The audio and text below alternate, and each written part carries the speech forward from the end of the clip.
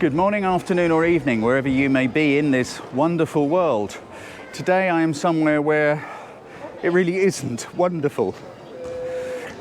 These poor people have lost everything. They have fled Ukraine across the border. Their lives are in ruins. And I can't imagine what that is like. But what I want to try and show you is that wherever the very worst things of humanity happen, so too do the very best. I'm here to deliver some aid with 4 friends. We brought trucks down across Europe, and this is where that aid is going. I want to try and tell a little bit of the story about what is behind that, about how there are some wonderful people full of love and compassion, giving so selflessly of themselves to try and help these people. There's one right behind me here in this blue jumper who has obviously got caught up in a conversation. We're loading the trucks right now because we have a deadline. We have to get to Dover in time to meet the ferries and, of course, get the loads checked and all the rest of it. There are a lot of unknowns going on here. So I'll be shooting pictures along the way, talking to people along the way. And I don't know what this is going to look like. Karol from Help from Bournemouth to Ukraine. Yeah. How did you do this? Well, how did it start? With my heart. Obviously. With our hearts. We've started that 2 weeks ago, Friday, because I'm an event organizer. So I've used my contacts in Facebook. I've created the event. And then when the event was created, many people picked that up from me.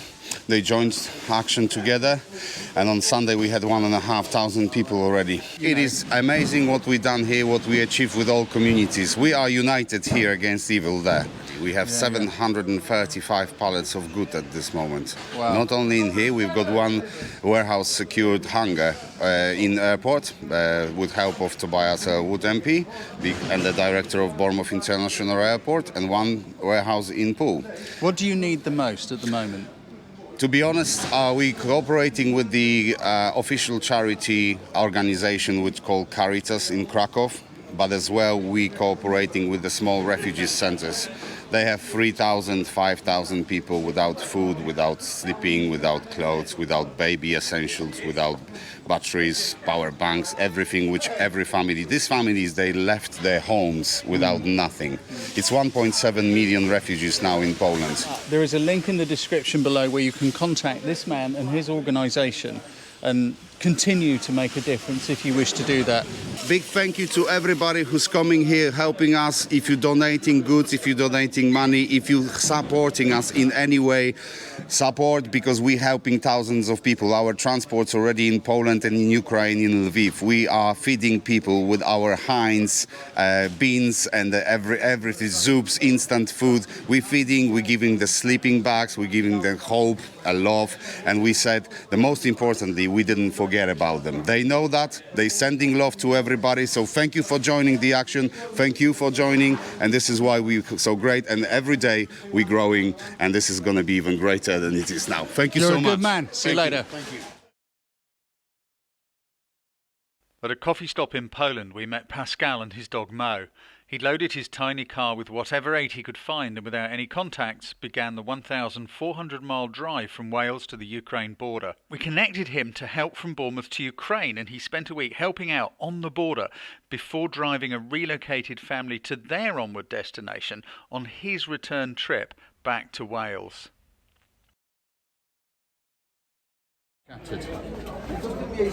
It's chaos. Here you can actually get a shot here, you know.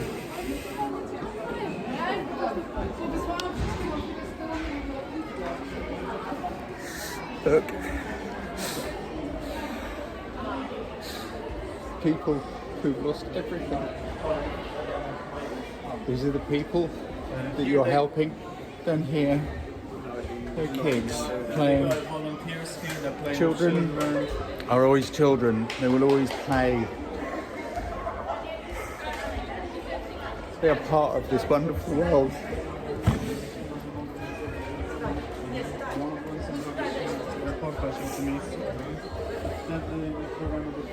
Imagine what it would be like to have your home and your life your family and your loved ones.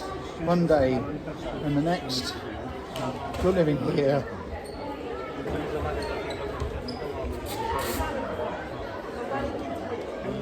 No idea what your future will be.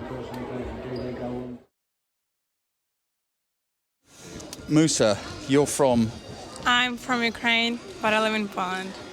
And Moosa has just said, yeah, I'll come round with you and translate and talk to you and see what I can do to help. How long have you been here helping? From a third day of war, which is like, it was 27 of February. Okay. Yeah, and I'm every day in here. What is your job? What is Well, your task? I'm basically translating, helping with people, coordinating the stuff, translating the documents, because we're registering people in here as well. And I'm also working with psychologists in here, because some people do need help. I bet they need some psychological I don't know, help. I'm just doing everything, I guess, what I can. And look, you know, look at that smile. Yeah, I have to smile.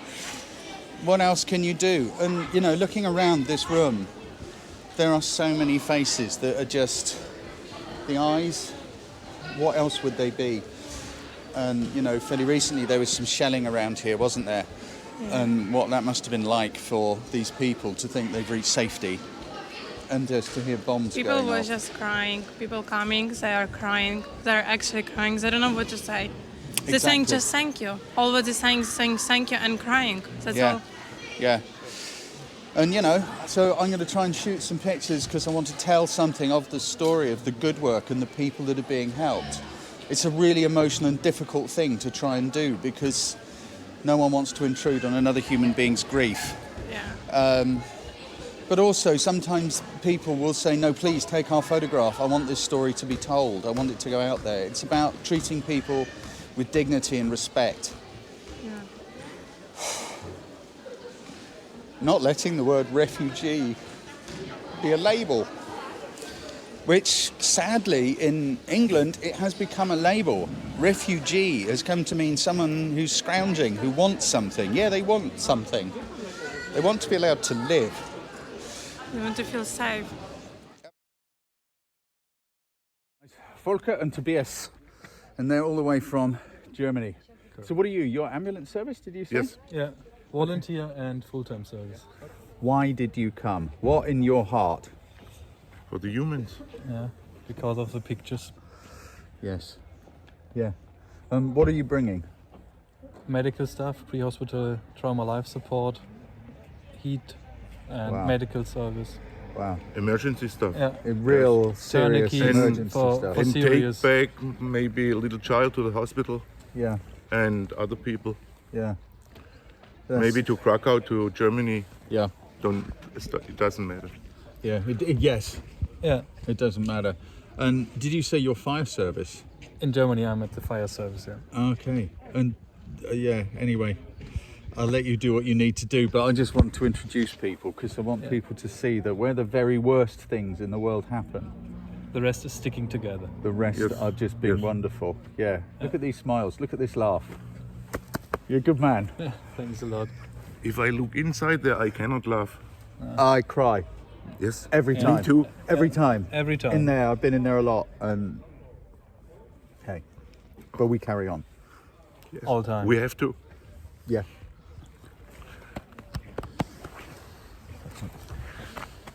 Nice. So you're from Germany, I'm from Germany. and you're main translator here, Yes. and doing many jobs. Yeah. Unfortunately, you get Yeah. every day they get like more Yeah. jobs here. 2 or 3 days ago, when there was the big bombing of Lviv at night, we could hear everything from here because they didn't just bomb Lviv; they also bombed like the military place Let's go 20 over here, it's kilometers from noisy. here. And we could hear everything. Like I've never had a situation before like that I could hear real bombing. I got scared, I have to say. But we're still fine, like here on the Polish side. And what we talked just like a second ago about what gets me angry is how the media tells the world what's happening here, and that it's just not true. Like I think in the media they said there were like, I don't know, 30 dead people, but we know it was over 130 people dead. Right. Understand that the media wants the people don't be scared, but at the end, I think the world should know what's happening here right now. Yeah. Yeah. And what that must be like for the people that are in that sports hall to hear bombs going off that close to where they think they might be safe. I think it's just a terrible situation. Like those people that just came over the border to get to safety, and suddenly they hear it again. Many of those people just staying here one day and going further to Europe, like to Germany, France, England, Spain, Italy, just to get as far as possible from the Ukraine border here, because every Ukrainian people think even if Ukraine falls, Poland will be the next country. Exactly, they'll be straight through here. And further and further. And that they won't just stop, like they say, to ethnificate Ukraine and all this Russian propaganda. But everyone who's here knows we're already in a war state here. Yeah, I totally get that. Thanks, man. You're doing an awesome job. We're doing our best. You're doing a great job and trying to put a bit of cheer into these poor souls. What must it be like to leave their family and their lives and it's all in dust behind them? It must be terrible. Thanks, man. It must be terrible. Thank you very much. Cheers, Philip. Hey, babe. She just said, I need a hug. Who am I not to hug a lovely lady, especially one who has just given up everything and jumped on a plane from New Jersey to come and help? Why? What happened? What triggered inside you? People hurting. I couldn't focus knowing that people. See if I can say it without crying. Crying's allowed. Just knowing that there's people in the world that are having to flee their home and just physically being hurt, children, women, whomever, it doesn't matter. Just it hurts me inside, and I couldn't keep going. I mean, I'm in medical school, and I couldn't focus. So I just said, I'm out. All those things going on inside you. And then what? You just literally went, I'm going, and got on a flight? Yeah, I emailed my professors and I asked my husband, I said, can I go? And he said, yeah, he didn't even hesitate. Wonderful. My little kids they're concerned because they know we're very open and they know what's going on over here. But they know it's what I do. I was military for a long time, and but I take care of people. Like I said, medically, so and this isn't the first time I've done stuff like this, so my oldest was kind of like, again?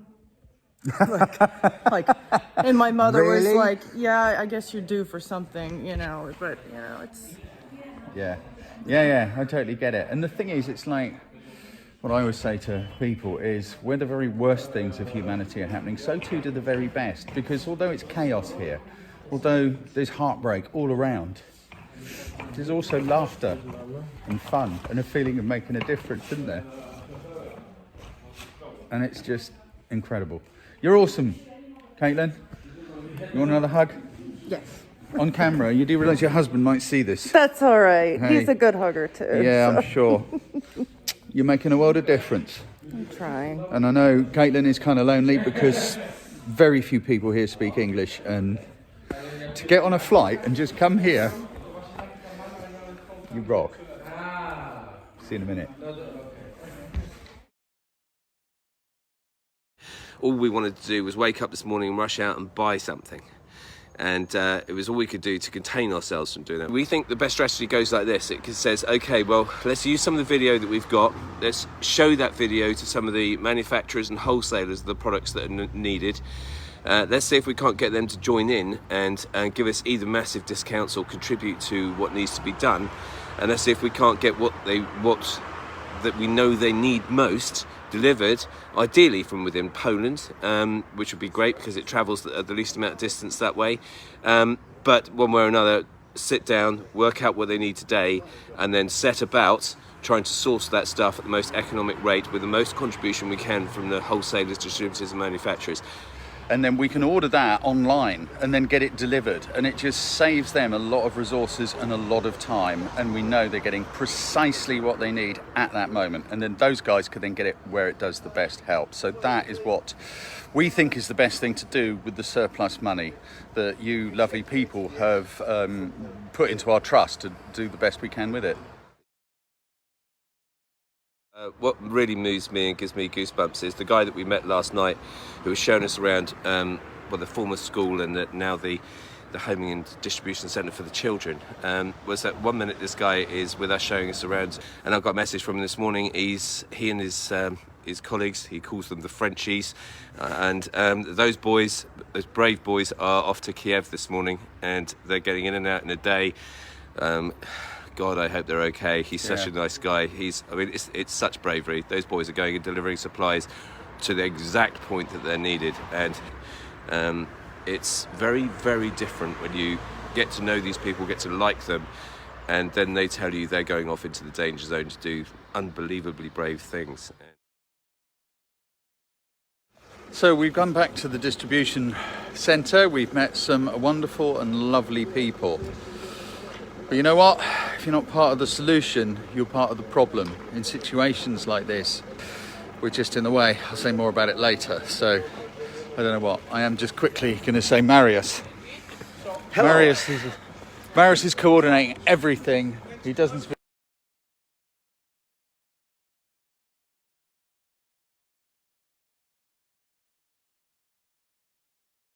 By space and Ukrainian, Poland and England from peace, from freedom. All around the world. Yeah. Thanks. Take care, brother. Guy. There's so many hugs here. Be well. Honestly, there is so much hugging. There is so much love. It is astonishing. We're going to hit the road because to do proper photography and filmmaking and documentary in a place like this, you really do need to invest the time so that people know you. Was in the main hall where I was in bits last night and going around and meeting people and starting to create some relationships. Many people in there are saying, please tell our story. Please, they want to talk. They want people to hear what they have to say. They want to be heard as human beings. There was a wonderful woman and a guy sitting on a bed with no legs. He just staring, looking shell-shocked. And I spent a moment or two with them and I just took 2 quick pictures. And I just took her hand and kissed it and moved on. But unfortunately, it takes a long time to build these sorts of relationships, and it's something we don't have right now. And so I'm feeling disappointed. We haven't quite got what I wanted to help from the point of view as a photographer and a storyteller, but never mind. I may come back, I don't know. But now we're going to start the haul back towards the UK. And I wanted you to meet some lovely people like Marius. Isn't he gorgeous? There's so many of them here. If you ever get the opportunity to do something like this, do it. It will be one of your life's most rewarding experiences. I can't underline that enough. Love you guys. See you later.